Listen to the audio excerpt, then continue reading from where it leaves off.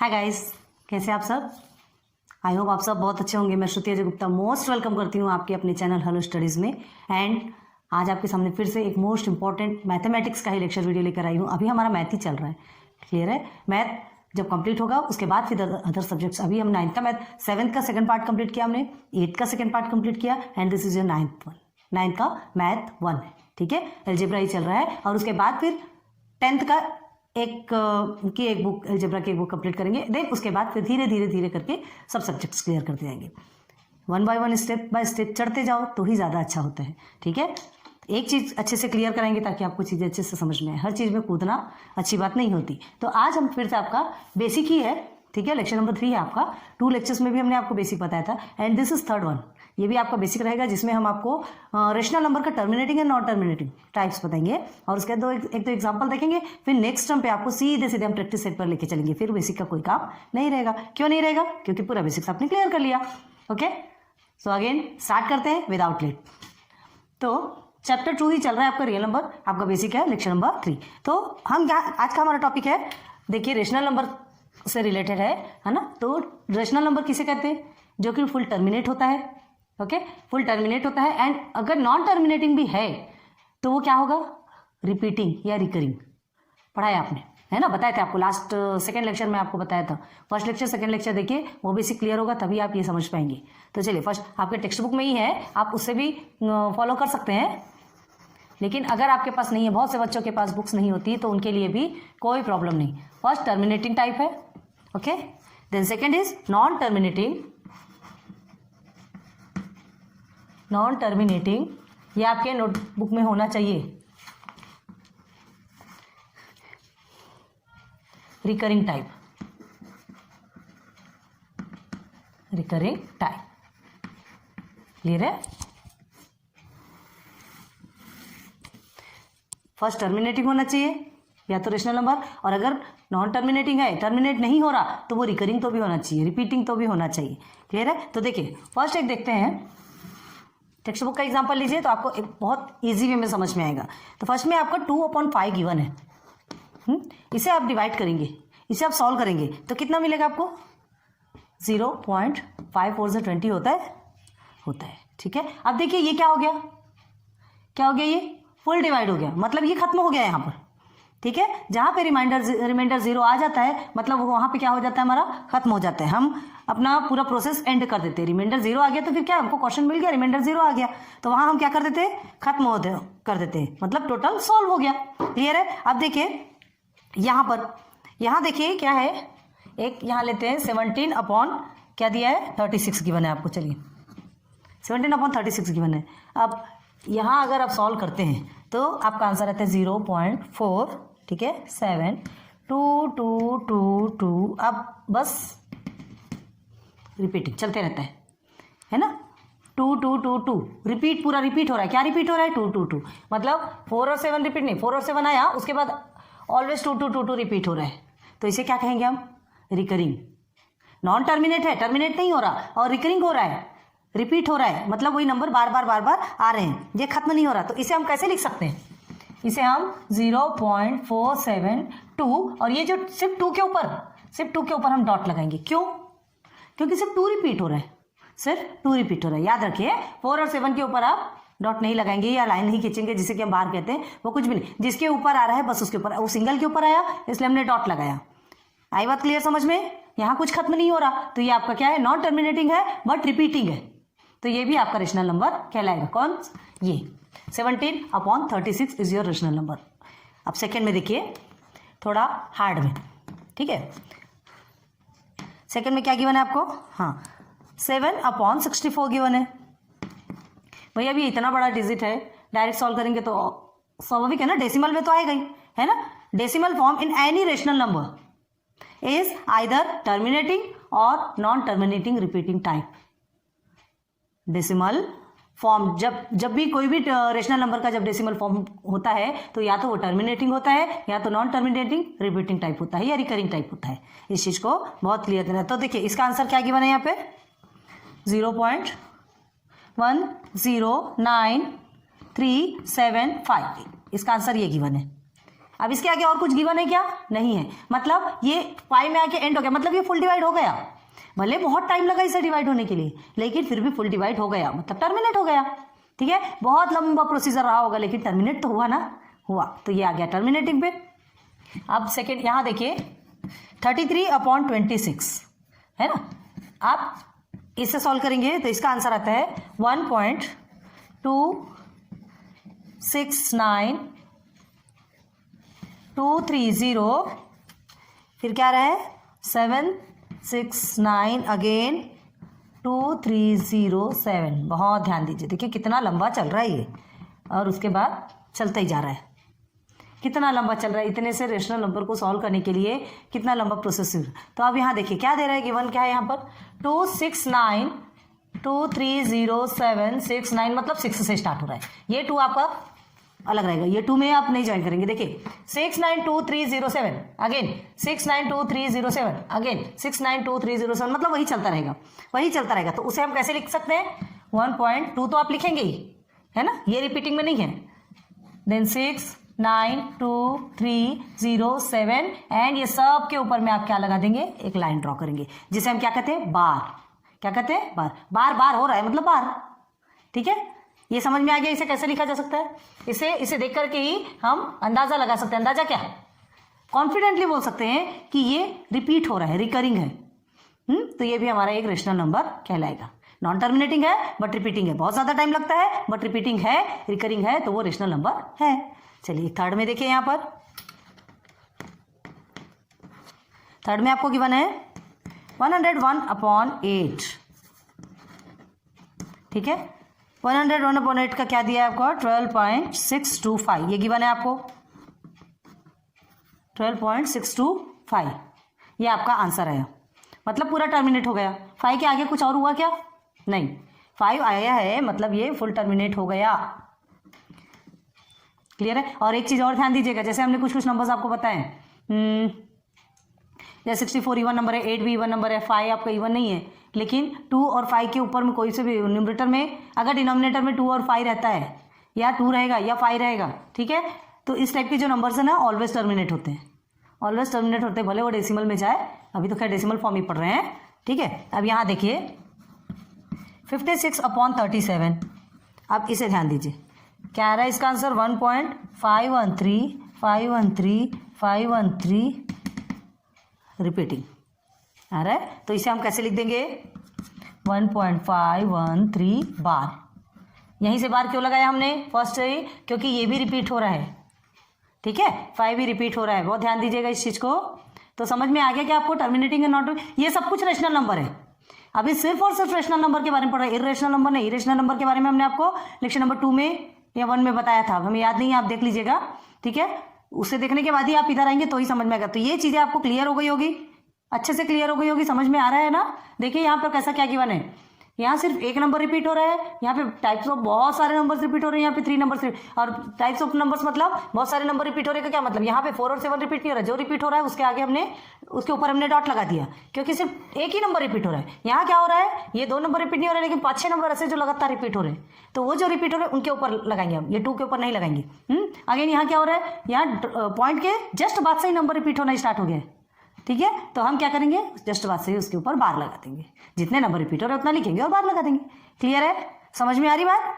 चलिए अब एग्जांपल देखते हैं। आज समझ आया होगा तो देख लीजिए, और इसे हम जैसे जैसे आपको बताते जा रहे हैं ना, हमारा जो एक्सप्लेनेशन है वो भी आप अपने नोट कॉपी में लिखते जाइए। ठीक है, चलिए अब आपके टेक्स्ट बुक से ही हम एग्जाम्पल बताते हैं। हम ज़्यादा से ज़्यादा टेक्स्ट बुक से अभी देखने को क्यों प्रेफर करते हैं, ताकि आपको चीज़ें जल्दी क्लियर होना चाहिए। उसके बाद फिर हम जैसे हमने 8th का या 7th का है ना क्वेश्चंस, उनके लिए एक्स्ट्रा क्वेश्चंस सॉल्व करवाए थे लास्ट में, वैसे ही आपको भी करवाएंगे। चलिए क्वेश्चन क्या दिया है, express the recurring decimal in P/Q form. जो रेशनल डेसिमल नंबर आपको गिवन है उसे P/Q के फॉर्म में आपको लिखना है। ठीक है, तो देखिए कौन सा डेसिमल दिया, express the recurring decimal 0. Example 1। ठीक है, express the recurring decimal. Recurring का मतलब समझ आ गया, रिकरिंग डेसिमल क्या है 0.777 repeated in P by Q form. P by Q के फॉर्म में इसे कन्वर्ट करना है, ठीक है। इस डेसिमल को, इस डेसिमल नंबर को, जो रिकरिंग डेसिमल नंबर, इसे P बाई Q के फॉर्म में कन्वर्ट करना है। तो क्या करेंगे, चलिए सॉल्यूशन।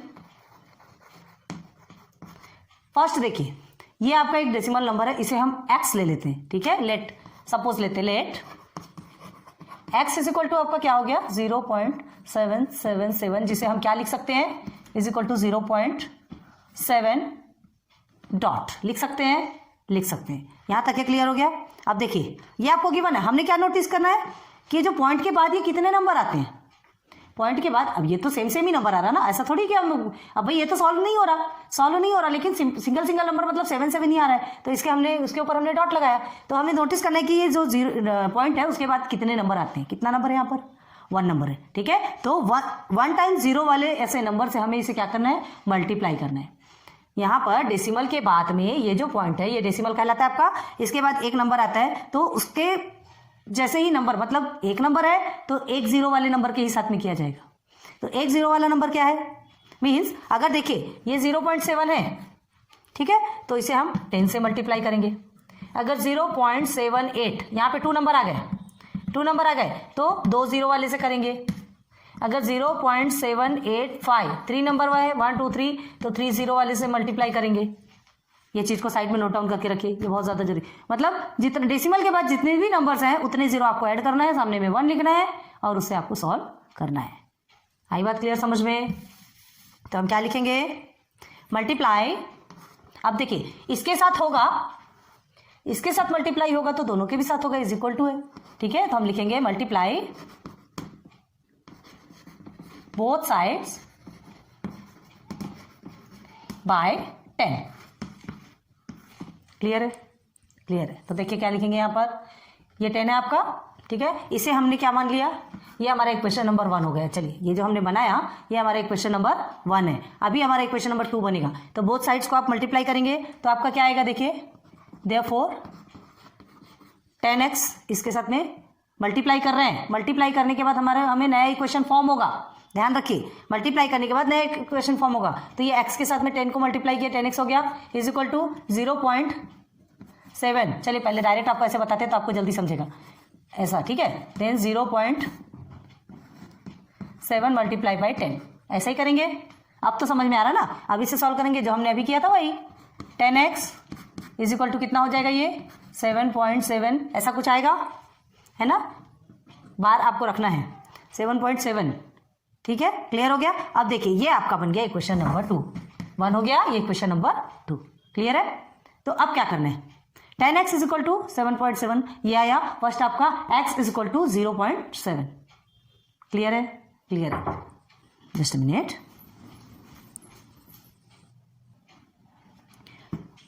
आगे देखिए, ये दोनों फ्रॉम सब्ट्रैक्ट 2 फ्रॉम 1, याद रखिएगा, ठीक है। अभी हमें इसे माइनस करना है इसके साथ, तो क्या लिखेंगे आप, सब्ट्रैक्ट। ये प्रोसीजर हर इसमें रहेगा, ध्यान रखिएगा। Subtract equation 2 from 1। तो कैसे करेंगे, सब्ट्रैक्ट करेंगे तो ये 10x है और ये x है, तो लिखेंगे देयरफॉर 10x माइनस x। अब इज इक्वल टू में इधर का पोर्शन लीजिए, 7.7 माइनस 0.7 हो गया। हुआ कि नहीं हुआ? अब इसे माइनस करिए, तो 10x में से x को माइनस करेंगे, आपका 9x हो गया, ठीक है। 7.7 में से 0.7 को माइनस करेंगे तो आपका आंसर कितना आएगा, 7 आएगा। नाउ सिंप्लीफाई करते चलिए, x इज इक्वल टू 7/9। क्या आया, x इज इक्वल टू 7/9 आ गया। तो ये x हमारा क्या था, ये x हमारा क्या था, 0.777 जो भी है ना, हमें नहीं पता कहां तक है। तो इस x के प्लेस पे हमें लिखेंगे 0.777 is equal to 7/9। This is our answer. हो गया क्लियर? आप समझ में आया? टेक्स्ट बुक में ऐसे समझ में नहीं आता, डायरेक्ट लिख देता है, इसलिए कंफ्यूजन होता है कि हुआ क्या है यहाँ पर। डायरेक्ट ये इधर वहां से नीचे आ गया, आपको नहीं समझा कि वहां कैसा है, क्या है, क्यों ऐसा आया है, क्यों सब्ट्रैक्ट करना है, क्यों ऐड करना है, क्यों मल्टीप्लाई करना है। तो देखिए, अभी हमने पूरा एज इट इज आपको क्लियर बताया है, बहुत ध्यान दीजिए इसे। तो इसे नोट डाउन कर लीजिए। फिर एक एग्जाम्पल और है, ठीक है, उस एग्जाम्पल के साथ फिर हम वीडियो को स्टॉप करेंगे, फिर आगे बढ़ेंगे, ठीक है। चलो, हो गया क्या आपका? तो हम सीधे सीधे एग्जाम्पल नंबर 2 पे चलते हैं। है बहुत इजी, थोड़ा सा ध्यान से देखने की जरूरत है। एक्सप्रेस द रिकरिंग डेसिमल, है ना, कौन सा है? हम डायरेक्ट नंबर लिखते हैं 7.529, अगेन 529, अगेन 529, ठीक है। इसे क्या करना है? इसे P/Q की फॉर्म में हमें लिखना है, ठीक है। ये आपका नंबर है, हम पूरा आंसर क्वेश्चन नहीं लिख रहे हैं, ठीक है। बोल रहे हैं, सुनिए, एक्सप्रेस द रिकरिंग डेसिमल, हाँ, 7.529, 529, 529, उसके बाद रिपीटिंग, ठीक है, इन P/Q फॉर्म। इसे क्या करना है? P/Q के फॉर्म में लिखना है। सिंपल है, फिर से वही करेंगे। क्या करेंगे? हमने इसे x सपोज ले लीजिए, सॉल्यूशन लिखिए, let x is equal to क्या होगा? 7.529, 529, अगेन 529, ठीक है, रिपीटिंग। तो अब इसे क्या लिख सकते हैं? इसे हम क्या लिख सकते हैं? x इज इक्वल टू हम 7.529 बार लिख सकते हैं कि नहीं? लिख सकते हैं। क्लियर है? समझ में आ गया होगा, क्योंकि फर्स्ट टाइम में हमने आपको अच्छे से बता दिया। अब देखिए, ये तो हमारा हो गया। अब यहाँ नंबर्स कितने हैं? डेसिमल के बाद आपके नंबर कितने हैं? 1 2 3, 3 नंबर्स है। तो आपको क्या करना है? मल्टीप्लाई बोथ साइड्स बाय, क्या होगा? 1000, क्योंकि हमने क्या कहा था? 3 नंबर्स है तो 3 0 लगेंगे। 3 0 लग गया, ये 1 आपका इधर हो गया 1000 आ गया। तो हम किससे करेंगे? 1000। तो लिखेंगे यहाँ पे multiply both side by 1000। Clear है? अब इधर भी होगा, यहाँ होगा तो इधर भी होगा। चलिए, नाउ देयरफॉर 1000, ठीक है, मल्टीप्लाई बाय एक्स। हम डायरेक्ट 1000x भी लिख सकते थे, लेकिन आपको कंफ्यूजन नहीं होना चाहिए, इसलिए हमने ऐसा लिखा है 29 मल्टीप्लाई बाय 1000। देयरफॉर देखिए वही आंसर आया ना, 1000x इज इक्वल टू। अब क्या करेंगे आप? आप क्या करेंगे? 529 आपका लिखा है, ये पूरा क्या हो जाएगा आपका? 7529 पॉइंट, ऐसे आएगा आपका आंसर, क्योंकि ये 3 0 है, ठीक है। तो ये 3 नंबर्स आगे बढ़ जाएंगे, आगे बढ़ जाएंगे। डेसिमल, तो डेसिमल के बाद में अगर, ठीक है, चलिए, हमने यहाँ 529 2 टाइम्स लिया है, या तो फिर आप सीधे सीधे 0 लिख लीजिए ना, सीधे सीधे 0 भी लिख लीजिए। तो ये दोनों की कोई वैल्यू है क्या? नहीं है। तो इसे हम और क्या लिख सकते हैं? क्या लिख सकते हैं? चलो यहाँ लिख देते तो आपको कन्फ्यूजन नहीं रहेगा। इज इक्वल टू 7529, बस इतना लिख सकते हैं ना, है ना। इसे हटा दीजिए, डेसिमल के बाद में 0 है, कोई भी मतलब नहीं है उसका। ये हो गया आपका वैल्यू। अब उसके बाद क्या करना है? Therefore x is equal to 7529 upon क्या हो जाएगा? अपॉन में आ जाएगा आपका 1000। सॉरी, यहाँ पर हमने मल्टीप्लाई किया, हमने सब्ट्रैक्ट तो किया ही नहीं ना। अभी आपको सब्ट्रैक्ट फ्रॉम 1 to 2 तो दिया ही नहीं है। एक मिनट ना, हाँ, यहाँ है 1000x का, ये है 1000x आपका आया है ना। और यहाँ पर आपका कितना आया है? 7529, यही आया ना। अब हमें क्या करना है? ये हमारा फर्स्ट है। कौन सा फर्स्ट है?